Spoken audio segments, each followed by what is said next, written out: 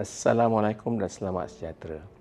Menjelang tahun 2026, Agensi Pengangkutan Awam Darat terus komited dalam memperkukuhkan sistem pengangkutan awam darat yang lebih selamat, cekap dan mampan.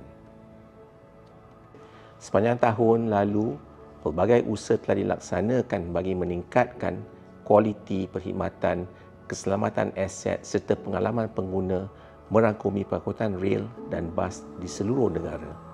Pada tahun baru ini, APAD akan terus memainkan peranan sebagai pengawal selia bagi memastikan setiap tahap perkhidmatan pengangkutan awam mematuhi penyelenggaraan keselamatan dan keperluan perundangan demi kesejahteraan rakyat.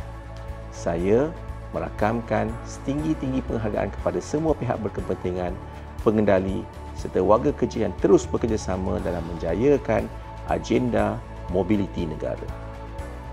Selamat menyambut Tahun Baru 2026. Ayo kita jadikan pengangkutan awam sebagai pilihan mobiliti harian demi masa depan yang lebih mampan. Info tepat mobiliti mampan. Assalamualaikum dan selamat siang.